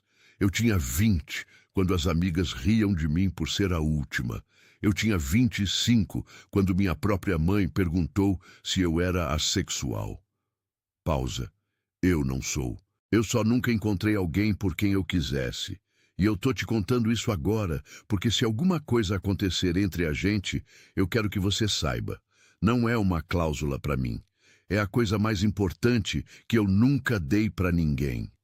Eu a ouvi. Inteira. Sem interromper. Sem reagir no meio. Porque reagir no meio de uma confissão assim é sobre você, não sobre quem está falando. E aquele momento era sobre ela. Quando ela terminou, fiz a coisa mais contraintuitiva que um homem que passou 38 anos aprendendo a avançar quando vê uma abertura pode fazer. Recuei. Afastei levemente o banco. Respirei. Deixei o silêncio assentar. E então disse: Isadora, eu não vou te tocar essa noite, nem amanhã, nem na semana que vem. Se algo acontecer entre a gente, vai ser porque os dois querem. Não por contrato. Não por lua de mel perdida. Não por conveniência ou momentum, ou porque a noite estava boa. Por escolha. A sua escolha. E eu vou esperar o tempo que você precisar. Porque o que você acabou de me dizer vale mais do que qualquer cláusula que eu já assinei na vida. Isadora me olhou. Os olhos dela ficaram úmidos. Não chorou, mas chegou perto. Disse: Obrigada. Disse: Não me agradece. É o mínimo que alguém deveria ter feito por você há muito tempo. E ficamos na varanda. O chá dela esfriando. O meu café esfriando. A cidade lá embaixo continuando indiferente. E entre nós dois, no espaço que o contrato havia ocupado, alguma coisa completamente diferente. Mais antiga, mais real, mais difícil de nomear e por isso mais verdadeira, havia tomado lugar. Depois daquela noite na varanda, eu me tornei um homem mais lento. Não no sentido de eficiência. O grupo continuava funcionando, as reuniões aconteciam, as aquisições avançavam, o mundo corporativo não pausa porque um bilionário está aprendendo a ser paciente com uma pessoa. Mais lento no sentido de presença. Eu, que sempre havia atravessado cada ambiente como quem tem o próximo compromisso na cabeça antes de terminar o atual, comecei a ficar. Na cozinha, quando ela cozinhava. Na varanda, quando ela lia. Na sala, quando ela ligava para Dona Glória e ria daquele riso que ela só tinha com a mãe, mais solto, mais fundo, sem nenhuma camada de adaptação ao ambiente. Fiquei e prestei atenção. Aprendi que Isadora acorda antes de mim. Sempre, sem alarme, como quem tem um acordo interno com o amanhecer. Aprendi que ela demora exatamente 7 minutos no café da manhã e considera esse tempo sagrado, não por ritual, mas porque é o único momento do dia em que ela não está fazendo nada além de tomar café e existir. Aprendi que quando ela está lendo algo que a está emocionando, ela morde levemente o lábio inferior sem perceber. Aprendi que ela fala com as plantas do jardim improvisado que havia criado na varanda. Não bobagem, conversas reais, do tipo, você está precisando de água, dito com a seriedade de diagnóstico médico. Aprendi tudo isso sem tocar nela. Não porque o desejo havia diminuído, havia aumentado na proporção direta em que eu a conhecia melhor. Porque desejo que nasce de conhecimento é diferente de desejo que nasce de superfície. Mas porque eu havia dito que ia esperar o tempo que ela precisasse. E eu sou, acima de qualquer outra coisa, um homem de palavra. Então, esperei. E enquanto esperava, fiz algo que não havia feito desde os 12 anos por obrigação escolar. Comecei a ler ficção. Especificamente, comecei a ler Orgulho e Preconceito. O mesmo Orgulho e Preconceito com lombada colada com durex que ela havia lido pela 10ª vez. Comprei um exemplar novo, capa dura, tradução diferente, sem durex na lombada, e comecei na primeira página numa noite em que ela estava na varanda com o próprio exemplar, e eu me sentei ao lado com o meu. Ela olhou para o meu livro. Depois olhou para mim. Não disse nada, mas o canto da boca dela subiu levemente do lado direito. O sorriso pequeno que eu já havia aprendido a identificar como o mais honesto que ela tinha. Lemos em silêncio por 1h30. Foi a melhor 1h30 que eu passei em muito tempo. E eu presidi uma empresa por 10 anos, viajei para 4 continentes e comi em restaurantes com estrela Michelin. Mas havia algo naquela varanda. 2 livros, 2 canecas, o barulho da cidade lá embaixo, e nenhuma obrigação além de estar ali, que tinha uma qualidade de realidade que o resto raramente alcançava. Dona Glória ligava todo dia às 6 da tarde. Isadora atendia sempre que eu estava por perto sem fazer nenhum esforço de privacidade, o que eu entendia como uma forma de inclusão. Ela não me escondia da mãe, não fingia que a vida aqui era diferente do que era. Às vezes, eu ouvia dos 2 lados da conversa, porque a Dona Glória fala com o volume de quem passou anos num ambiente barulhento e nunca ajustou. E o seu marido, filha? A palavra marido saía com uma hesitação que havia diminuído nas últimas semanas, mas ainda existia, como quem ainda está decidindo o peso exato que a palavra deve ter. Isadora respondia, tá aqui. Simples, sem adjetivo, sem qualificação. Tá aqui, que era tanto uma localização geográfica, quanto eu percebi um dia, uma avaliação completa. Ele tá aqui. O que, vindo de Isadora, que não desperdiça palavra, significava tudo o que precisava significar. Num sábado, um mês depois da noite da varanda, não havia evento, não havia reunião. A agenda estava vazia de um jeito que a minha agenda raramente fica, por acidente, por um cancelamento em cadeia que abriu um buraco de dia inteiro que eu normalmente preencheria com trabalho. Não preenchi com trabalho. Isadora estava na cozinha quando acordei, cheiro de café coado chegando até o quarto. Quando entrei na cozinha, ela estava de costas para o fogão, o coador pingando devagar, usando a camisola de algodão branco que eu havia visto na porta da suíte da ilha meses antes. A mesma, porque Isadora não troca o que funciona. Cabelo solto, descalça no piso frio da cozinha, não me ouviu chegar. Fiquei parado na entrada da cozinha por um momento que não anunciei. Não por voyeurismo, por algo mais simples e mais difícil de nomear. A cena era tão ordinária e tão completamente minha que eu precisei de um segundo para processar que era real. Essa mulher nessa cozinha, nessa manhã de sábado sem agenda. Esse cheiro de café. Esse silêncio de casa que tem alguém dentro. Disse, bom dia. Ela virou, sorriu. O sorriso de manhã, diferente de todos os outros, ainda com as camadas do sono, sem nenhuma construção social ainda ativa. Bom dia. Café tá quase pronto. Sentei na bancada. Ela serviu. Ficamos em silêncio por alguns minutos. O silêncio confortável, o que a gente tinha chegado, o que não precisava ser preenchido. Então, ela fechou o livro que estava sobre a bancada. Terminado, eu vi, pelo jeito que ela o fechou, com aquela finalidade de quem acaba algo e precisa de um segundo antes de começar o próximo. E me olhou. Marcos. Sim? Ela ficou em silêncio por um instante. Não o silêncio de quem está hesitando. O silêncio de quem já decidiu, mas está escolhendo a palavra certa, que é diferente. Eu quero ficar, não pelo contrato, por você. As palavras chegaram simples, sem ornamento. Do jeito que Isadora diz as coisas que mais importam. Sem escala, sem preparação, sem construção dramática.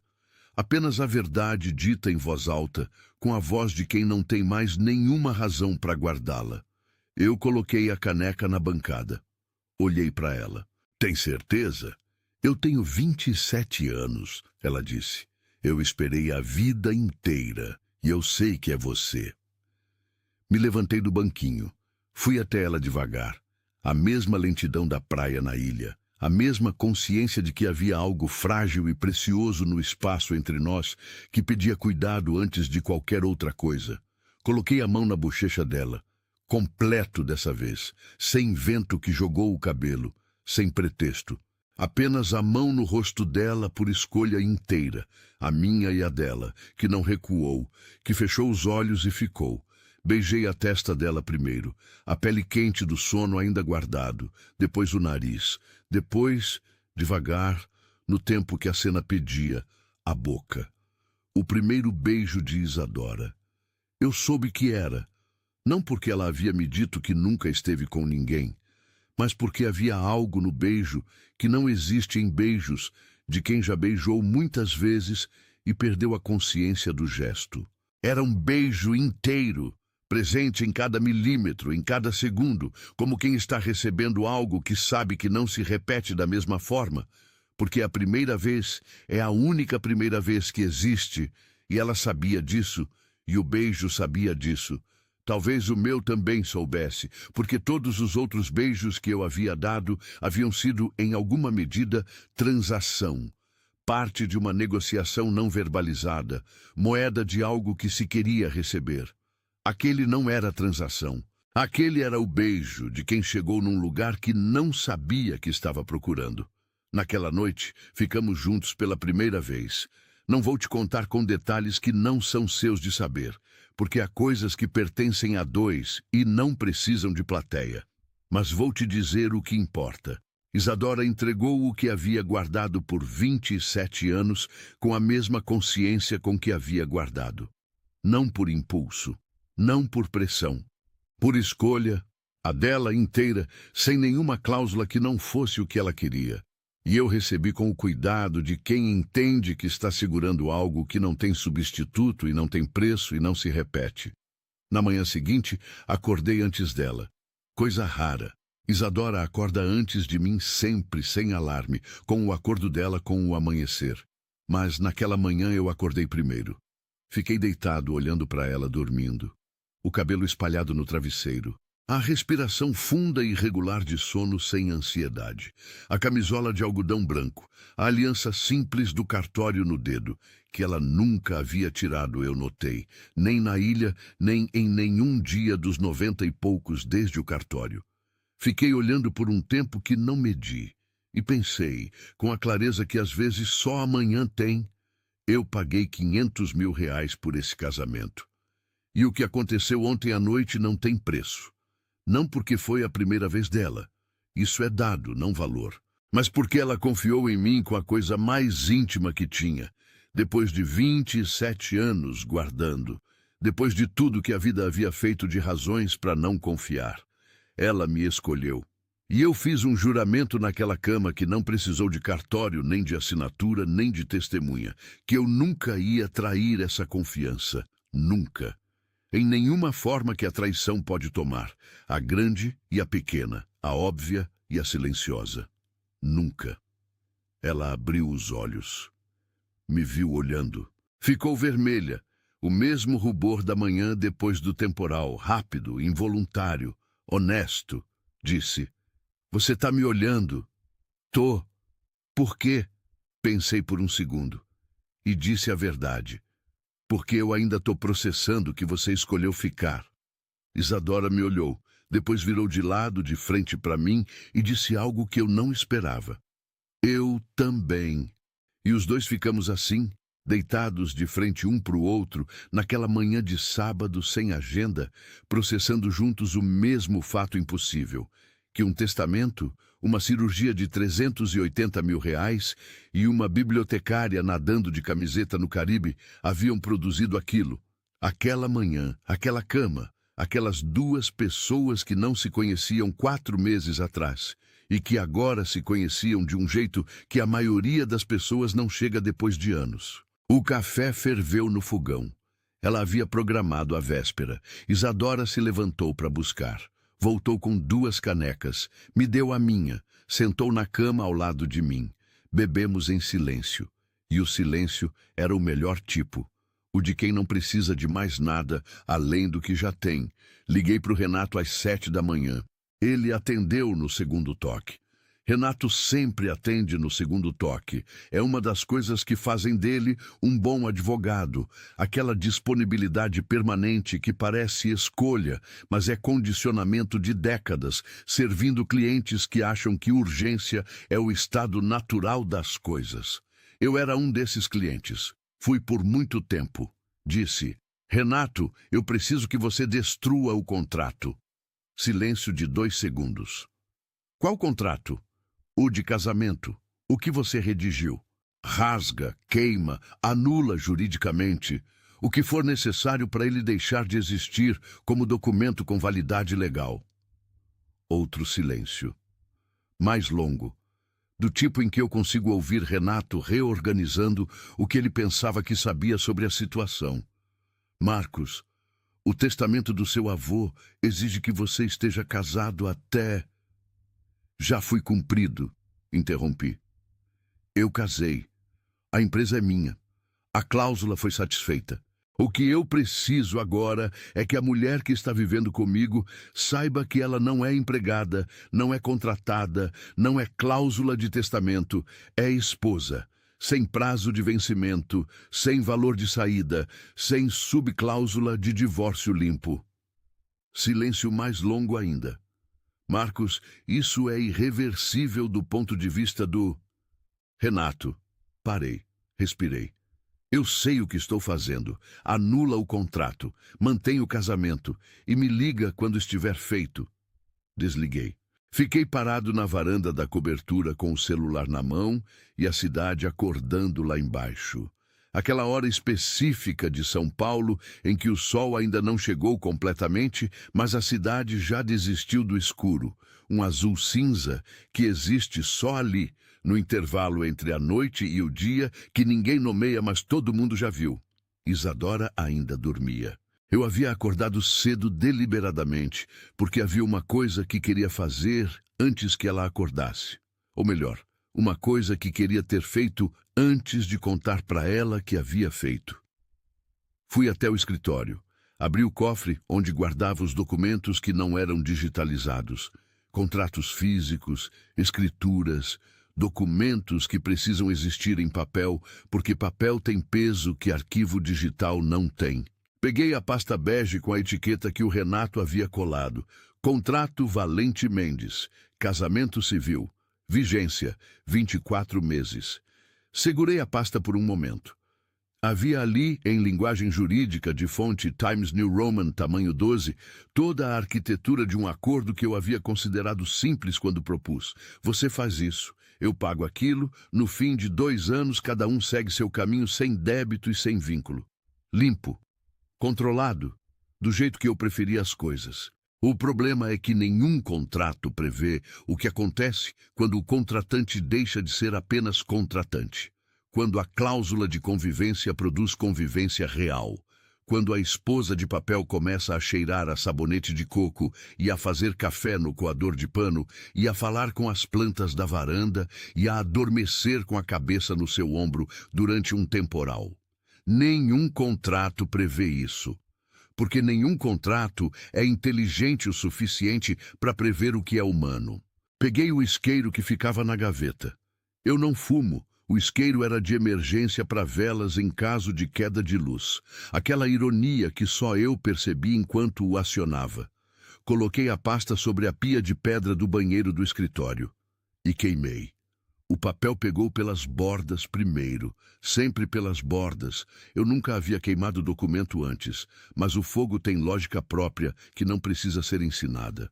A chama foi para o centro devagar, consumindo os termos e as subcláusulas, e os valores e os prazos, e tudo que eu havia achado que era suficiente para definir o que 2 pessoas podiam ser uma para outra. A fumaça subiu fina e escura. A pasta bege virou cinza, e as cinzas ficaram na pia como o que são. O que sobra quando algo que parecia sólido se revela temporário. Filmei o processo inteiro pelo celular. Não por documentação jurídica, o Renato cuidaria da parte formal. Filmei porque havia uma pessoa que precisava ver. Guardei as cinzas num pequeno pote de vidro que encontrei na cozinha. Um pote que havia guardado geleia artesanal que alguém havia dado de presente e que estava vazio há meses. Lavei, sequei, coloquei as cinzas dentro, fechei a tampa. Coloquei o pote na mala, porque eu já sabia onde as cinzas precisavam estar. 2 dias depois, o jato pousou na mesma pista de asfalto privada. O mesmo calor úmido salgado entrando pela porta. A mesma areia branca visível da pista. A mesma água turquesa que fazia o azul parecer uma invenção. Isadora desceu a escada do jato e parou no asfalto, igual à primeira vez. Levantou o rosto para o sol, igual à primeira vez. Fechou os olhos por 3 segundos. Mas não disse, isso é real? Dessa vez, não precisou perguntar. Quando entramos na suíte, a mesma suíte principal, o mesmo quarto de cama king, onde ela havia ficado sentada sem tocar no champanhe na primeira noite, onde ela havia ligado para Dona Glória dizendo que nunca se sentiu tão sozinha. Havia uma diferença que eu havia preparado. Na mesa central, 2 taças, uma de champanhe, uma de suco de manga. Fresco, não de caixinha. Eu havia dado a instrução específica para o staff da ilha, porque havia aprendido que isso importava. E entre as 2 taças, o pote de vidro com as cinzas do contrato. E ao lado do pote, uma caixinha pequena de veludo azul marinho. Isadora viu a mesa quando entrou. Ficou parada. Olhou para o pote. Olhou para mim. O que é isso? Abre o vídeo, disse. E passei o celular para ela. Ela assistiu. Vi o momento em que ela entendeu o que estava vendo. O papel pegando fogo pelas bordas, a pasta bege virando cinza, as cinzas caindo na pia. O rosto dela foi mudando enquanto assistia. Da confusão para compreensão, da compreensão para algo que ficou nos olhos dela como água que ainda não caiu. Devolveu o celular. Ficou em silêncio por um momento. Então peguei a caixinha de veludo. Abri. A aliança era de ouro simples, não o tipo de aliança que vai em vitrine de joalheria de luxo, não o tipo que comunica patrimônio. Era uma aliança que comunicava intenção, aro fino, acabamento fosco e gravada na parte interna minúscula uma margarida. Uma única margarida, com pétalas do tamanho de milímetros, que o ourives havia feito a partir de uma foto que eu mandei. A foto das margaridas que Isadora havia plantado na varanda da cobertura e que eu havia tirado numa manhã sem ela perceber. Porque havia algo naquelas flores que eu queria guardar antes de saber por quê. Disse, a margarida é porque você me disse na ilha que era a sua flor favorita, porque cresce em qualquer lugar sem pedir permissão. Isadora olhou a aliança. Os olhos dela ficaram úmidos, não a beirada de lágrima da noite da varanda. Dessa vez, foi além. Uma lágrima desceu pelo lado esquerdo do rosto antes que ela pudesse decidir se ia deixar. Não disse nada por um momento. Depois disse: Marcos, você sabe o que eu mais gostei em você? Disse: O quê? A noite do temporal. A voz dela estava firme apesar da lágrima. Isadora chora sem perder a voz. Eu estava aprendendo, porque ela não envergonha a emoção, mas também não deixa que a emoção tome o lugar da palavra. Quando você ficou no escuro comigo sem sair, você podia ter ido. O temporal não era seu problema. O meu medo do escuro não era sua responsabilidade. Nada no contrato dizia que você precisava ficar. Pausa. Mas você ficou. E pela primeira vez na minha vida, alguém ficou quando podia ter ido. E foi por isso que eu decidi te contar quem eu era de verdade. Porque quem fica no escuro merece saber os segredos. Ela pegou a aliança da caixinha, colocou no dedo, ao lado da aliança simples do cartório que ela nunca havia tirado. Agora, as duas juntas, a do contrato que havia virado cinzas e a do casamento real que começava ali. Eu levantei as duas taças.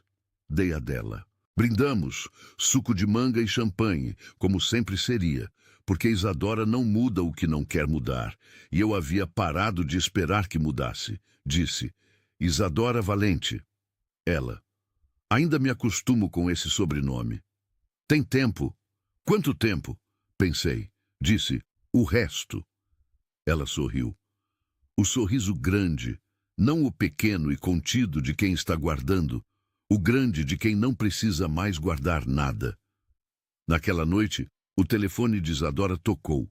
Dona Glória, pontual como sempre, 6 da tarde no horário de Brasília, que do Caribe chegava com 2 horas de diferença. Isadora atendeu na varanda, com o mar na frente e o sol descendo. Ouvi do lado de dentro, enquanto colocava as taças na pia. Dona Glória: E aí, filha? Tudo bem na ilha? Isadora: Mãe, ele queimou o contrato. Silêncio de 2 segundos. Depois, a voz de Dona Glória, que eu ouvi mesmo do lado de dentro, porque Dona Glória fala no volume de quem quer ser ouvida e não tem vergonha disso. Graças a Deus. Agora eu posso chamar ele de genro sem engasgar. Isadora riu. Aquele riso que ela só tem com a mãe, mais fundo, mais solto, sem nenhuma camada de adaptação ao ambiente. E eu fiquei do lado de dentro da suíte com as 2 taças lavadas na pia, ouvindo esse riso chegar pela porta aberta da varanda, misturado com o som do oceano. E pensei no Dom Augusto, no testamento, na cláusula que o Renato havia lido com voz de quem desarma bomba. Na noite em que eu liguei para o meu advogado às 11 da noite, pedindo que ele me arranjasse uma esposa. O velho era calculista até na morte. Eu havia dito isso antes, mas ali, naquela suíte, com as cinzas do contrato num pote de vidro sobre a mesa e a aliança de Margarida gravada no dedo dela e o riso de Isadora chegando pela varanda, eu entendi algo que não havia entendido antes. O Dom Augusto não havia me obrigado a casar. Ele havia me obrigado a parar. Parar o suficiente para que algo além do trabalho pudesse encontrar espaço. Parar o suficiente para que uma bibliotecária de chinela Melissa pudesse entrar numa cobertura de 400 metros e fazer dela uma casa. Parar o suficiente para que eu aprendesse que há coisas que não se compram, não se contratam, não se controlam. E que essas coisas são exatamente as que valem mais. O velho sabia. E usou o único idioma que tinha para me dizer. Eu nunca tive tanta gratidão por uma cláusula na vida. 8 meses. Não contei os dias. Isadora contou. Ela tem esse hábito de saber exatamente quanto tempo passou das coisas que importam, não de forma obsessiva, mas com a consciência de quem valoriza o que o tempo constrói e não quer fingir que construiu sozinho. Ela me disse numa manhã qualquer de passagem, enquanto regava as margaridas da varanda: 8 meses amanhã. e voltou para as plantas como se fosse informação de rotina. Mas eu fiquei com o número. 8 meses desde o cartório. 8 meses desde a Ilha Primeira, a da camiseta no mar e do quase beijo interrompido por Dário e pelo terceiro trimestre. 8 meses desde que uma auxiliar de biblioteca de chinela, Melissa, entrou numa cobertura de 400 metros quadrados e começou a transformá-la em algo que eu não sabia que uma cobertura podia ser. Uma casa. A diferença entre os dois conceitos, cobertura e casa, eu não soube articular por muito tempo. Sabia que havia diferença, sentia a diferença, mas falta vocabulário para coisas que a gente nunca teve antes. Cobertura é espaço. Casa é o que acontece no espaço quando as pessoas dentro dele param de ser transitórias. Isadora não foi transitória nem um dia. Ela transformou a sala de leitura, que havia sido projetada por um arquiteto famoso como espaço multifuncional de estar, e que eu havia usado como depósito de documentos que não cabiam no escritório, no melhor cômodo do apartamento. Levou 3 semanas e nenhuma reforma estrutural, apenas livros. Livros em toda a superfície disponível, organizados num sistema que só ela entendia completamente, mas que, quando você perguntava onde estava alguma coisa específica, ela localizava em 10 segundos, sem olhar o título, por memória sensorial de quem conhece cada lombada como rosto de conhecido. A máquina de café de R$ 10.000 estava encostada num canto da despensa. O coador de pano ocupava o lugar central do balcão da cozinha, com a autoridade de quem chegou e ficou. As chinelas Melissa, a azul dela e a preta que eu havia comprado para mim, sem anunciar, simplesmente apareci um dia usando em casa e ela me olhou por um segundo com aquele olho que avalia antes de comentar e depois não comentou nada, mas sorriu para o lado. Ficavam lado a lado na entrada. A Marta havia parado de se surpreender com qualquer coisa. Adaptou-se a Isadora com a eficiência de quem reconhece que algumas mudanças são permanentes e gasta energia aceitando em vez de resistindo. Às vezes, eu encontrava as duas na cozinha conversando sobre receita de Dona Glória com a intimidade de quem já estabeleceu território compartilhado. As margaridas da varanda haviam multiplicado. Isadora tinha jeito com plantas, não técnica aprendida, jeito inato, aquela coisa que algumas pessoas têm com seres vivos que não sabem articular, mas que se manifesta em resultados.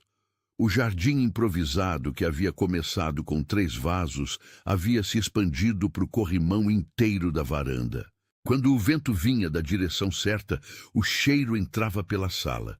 Eu havia aprendido a sentar na varanda sem fazer nada. Não parece conquista? Para mim foi.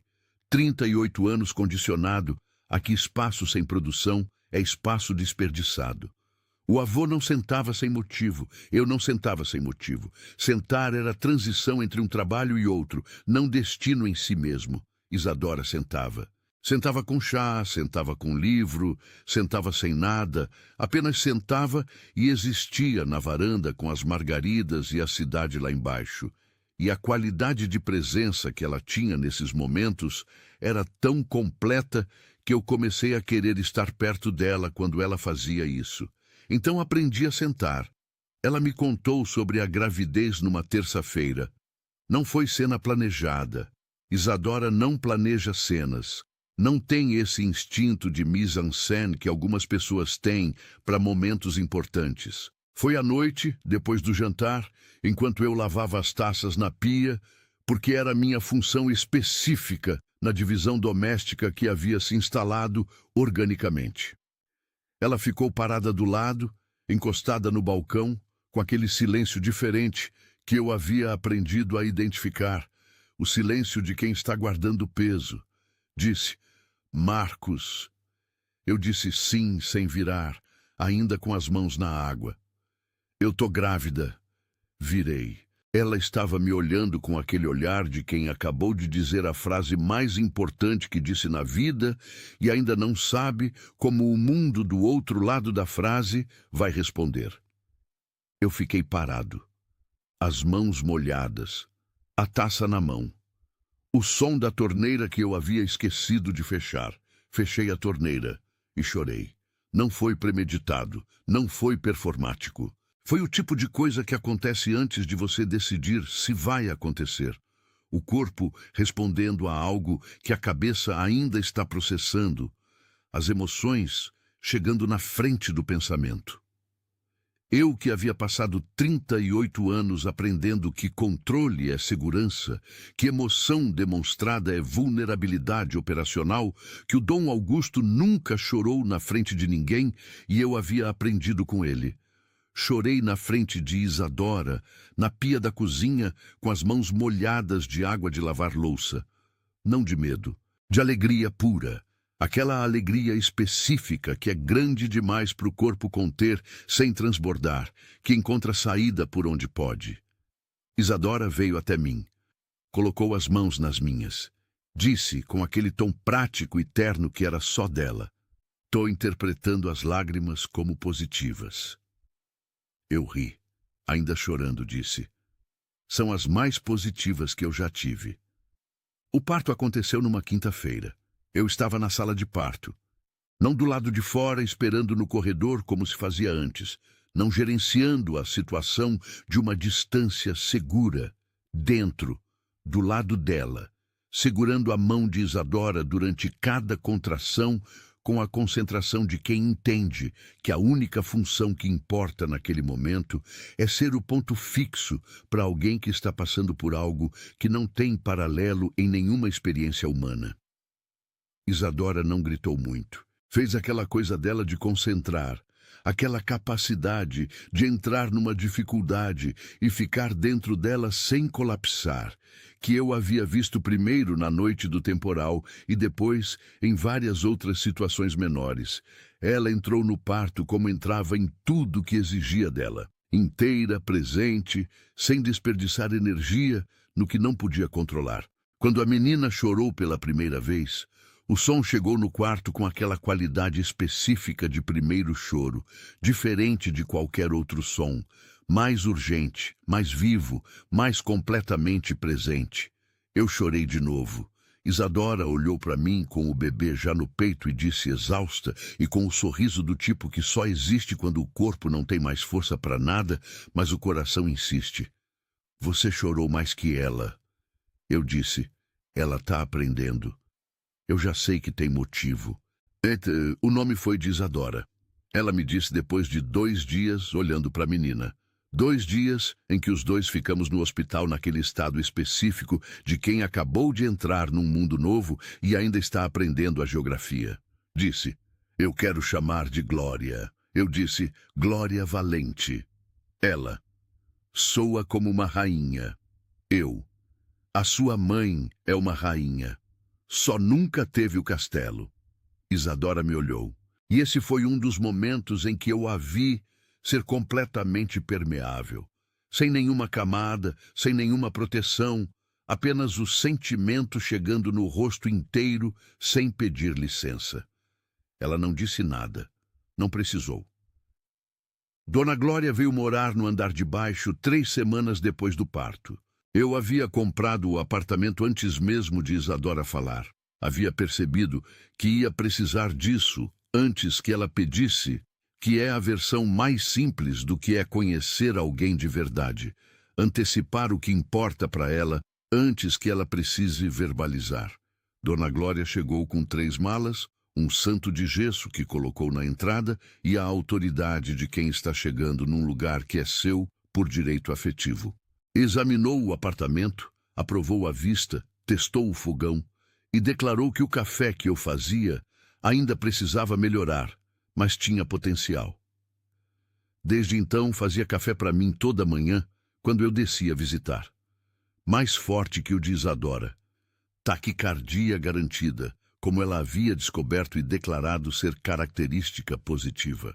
Sentava na cozinha comigo enquanto eu tomava e me contava histórias de Isadora criança, com aquela generosidade específica de mãe que sabe que está entregando os segredos preciosos da pessoa que ama e considera isso presente, não traição. Aprendi que Isadora, aos 7 anos, havia relido Cinderela 53 vezes, porque havia decidido que 53 era o número certo e não estava errada em nenhuma delas. Aprendi que ela havia plantado o primeiro jardim aos 10 anos num vaso de margarina na janela do apartamento pequeno onde moravam. Aprendi que ela havia aprendido a cozinhar risoto aos 12 anos, tentando fazer algo especial para o aniversário de Dona Glória. E havia queimado 3 panelas antes de acertar. Dona Glória me contava essas histórias com os olhos que têm as mães quando falam dos filhos. Aquele brilho específico de amor que não envelhece. E eu ouvia cada uma como quem está completando o mapa de uma pessoa que já conhece o território, mas quer saber a história de como cada caminho foi aberto. No primeiro aniversário do casamento real, não do contrato, Marcos contava a partir da noite em que ela havia dito: "Eu quero ficar por você", porque aquela era a data que importava. Eu reservei a ilha, mesma suíte. Mesmo chefe, mesma piscina, mesmo recife de coral a 200 metros. Mas o berço portátil de Glória ficou ao lado da cama. E as chinelas Melissa de Isadora ficaram na porta da suíte, ao lado das minhas. Na tarde do segundo dia, Isadora estava na varanda com Glória dormindo no colo. O mar na frente, o sol descendo devagar. Eu sentei ao lado. Ficamos em silêncio. O silêncio bom, o que não precisa de nada além de si mesmo. Isadora disse: "Marcos, lembra quando eu entrei no mar de camiseta aqui?" "Lembro", ri da varanda. "E o que você pensou?" Olhei para ela. Para Glória, dormindo no colo dela. Pro mar. Disse: "Pensei que você era a coisa mais real que eu havia visto em muito tempo." E agora? Fiquei em silêncio por um momento. Não porque não sabia a resposta, porque queria dizer certo. Agora penso que o Dom Augusto era mais inteligente do que eu imaginava. Porque o testamento dele não me obrigou a casar, me obrigou a encontrar você. Isadora olhou para o mar. O vento moveu o cabelo dela. O mesmo vento da praia na terceira noite, mas agora diferente, porque tudo era diferente, porque o contexto transforma até o vento.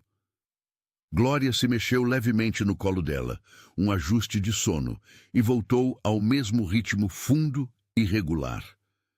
3 meses depois, Dário ligou. Eu repassei a ligação para Isadora, porque havia chegado até mim com pedido de desculpas que não eram para mim, eram para ela. E ela tinha o direito de receber ou não da forma que escolhesse. Isadora ouviu, em silêncio, do jeito dela, completa, sem interromper, sem sinalizar o que estava sentindo antes de terminar de processar. Quando Dário terminou, ela disse: "Dário, obrigada pelo pedido, mas eu quero te dizer uma coisa. O mundo que você disse que eu era simples demais para ele mudou, porque agora eu faço parte do conselho de administração do Grupo Valente. E na próxima reunião, eu vou estar sentada na cadeira com as minhas chinelas Melissa debaixo da mesa." Desligou, me devolveu o celular. Voltou para as margaridas que estava regando. Não disse mais nada sobre o assunto. Não precisava. A cena final daquela viagem à ilha ficou comigo de um jeito que não sei explicar completamente. Era tarde. Isadora e Glória já tinham ido dormir. Eu fiquei na varanda mais um pouco. Esse hábito que havia desenvolvido de sentar sem motivo que havia aprendido com ela. A lua estava cheia, a mesma lua do Caribe, aumentada, que ilumina a água como sólido. Na mesinha da varanda, 2 objetos. O pote de vidro com as cinzas do contrato, que Isadora havia pedido para trazer, para lembrar de onde a gente veio, porque ela não foge da história, não apaga o que foi, porque entende que o que somos é feito também do que era feio e do que era errado, e do que precisou existir do jeito que existiu para chegar onde chegou. E ao lado do pote, uma margarida fresca num copo de água, branca, simples, que ela havia cortado do jardim da cobertura e trouxe na bolsa de mão no jato. Eu havia visto ela colocar e não perguntado, porque há coisas de Isadora que não precisam de explicação, apenas de presença. Fiquei olhando para esses dois objetos por um tempo. As cinzas à esquerda, a margarida à direita, a lua iluminando as duas, mas mais a margarida, porque a luz sempre escolhe o que está vivo. Do quarto, através da porta aberta da varanda, a silhueta de Glória no berço portátil, dormindo com a respiração funda e regular que ela havia herdado da mãe. E eu pensei no Dom Augusto. Na última coisa que ele havia me dito antes de ir, você construiu tudo, mas você não tem nada. E pensei, velho, você estava certo. E a cláusula que você deixou era a única forma que você sabia de me dar o que eu precisava, em vez do que eu achava que queria. Você nunca me ensinou a sorrir, mas me ensinou a honrar um acordo. E o acordo mais importante que eu honrei na vida foi o que fiz com Isadora na noite do temporal. O acordo não escrito, sem advogado, sem assinatura, sem data de vencimento, o de ficar quando podia ter ido. As cinzas à esquerda, a margarida à direita. O contrato que virou cinzas, a flor que cresce em qualquer lugar sem pedir permissão. E a prova de que o amor verdadeiro não se compra, mas às vezes precisa de um testamento, uma cirurgia de 380 mil reais e uma bibliotecária nadando de camiseta no Caribe para finalmente ser encontrado.